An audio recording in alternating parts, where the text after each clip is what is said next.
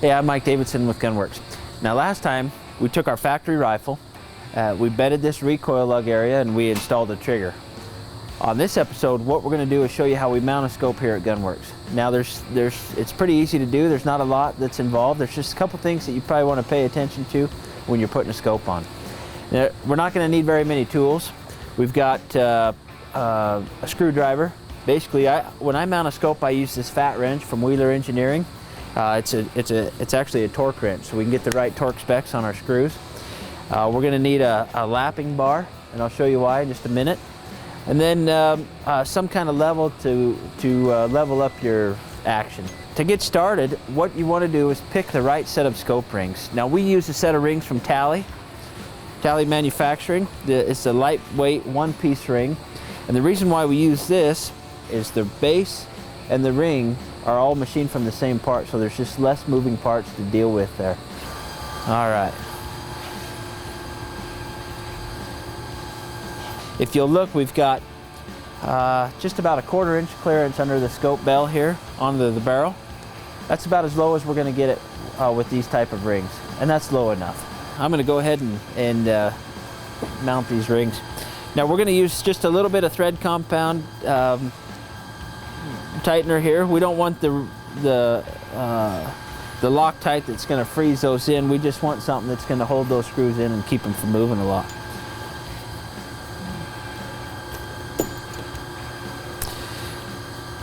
Now on these Remingtons, on these base screws, we're going to put about 25 inch-pounds of torque on these. And then it torques there right when it hits that 25 inch-pounds. And that's plenty.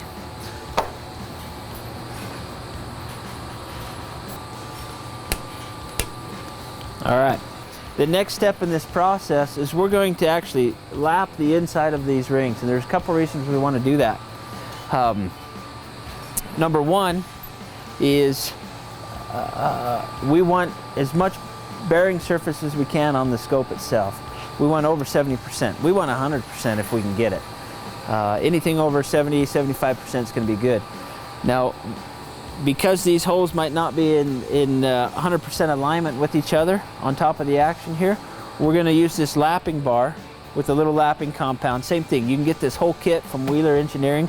It's got your lapping bar, the compound, the fat wrench, the right bits. It's all in the same kit. But we'll use a little bit of this lapping compound, and it's just like some 500-600 grit compound that's going to hold the inside of these rings. Now we don't want to just go back and forth or right to left. We're going to just kind of get the motion. Just putting a little bit of that compound on using this bar, you can tell where we've worn the anodizing off of these rings. And that's a good indicator. It lets you know where your bearing surfaces are. What we want to do, every shooter is a little different depending on your length of pull and where you rest your cheek on the stock. You'll want to set your eye relief right now. Okay, this is where you're going to move that scope forward or back for the proper alignment.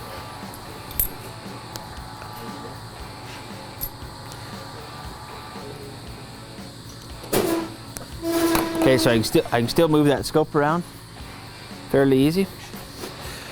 Okay, here's probably one of the most important parts about mounting your scope is you want to make sure your scope is level, and I level it to my action. Okay, so there's a couple different ways that you can level your rifle or your action. It's really nice if you have one of these vices.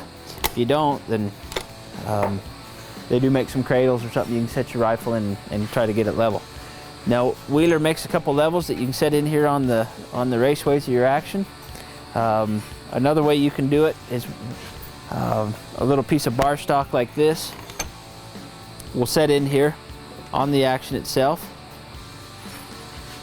and some type of level that you can level right and left, forward and backwards to get your action square.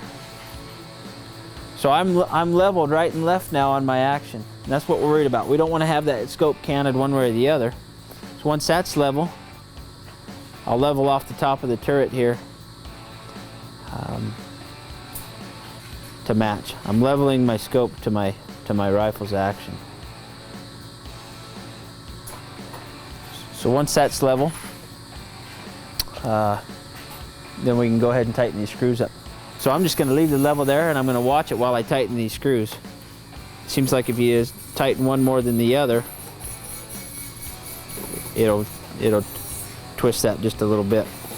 Also, I just kind of want to watch the gaps on my scope rings here and try to match them on each side. And that's more for just looks. Now same thing, I go about 20 to 25 inch-pounds on these top caps. Not quite as much as the bottom, but real close. And in fact, if you didn't change, it'd probably be just fine.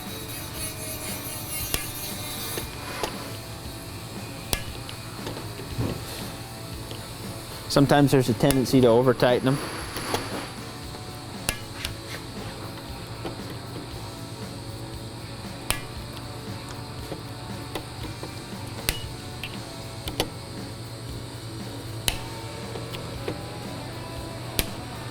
All right. Okay.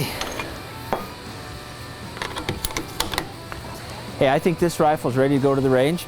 We've got our bases torqued to the right specifications. We've got our top caps also torqued to the right specifications. It looked like our scope was on straight up and down. I think what we're going to do now is we're going to go out to our G7 ballistics program. We're going to type off a drop chart that's going to help us at the range today. We're going to go out and do some break-in on this rifle, do some data collection. We'll come back and I'll show you how critical that information is to building the turret that's going to match. We'll catch that on the next episode right here on Long Range Pursuit.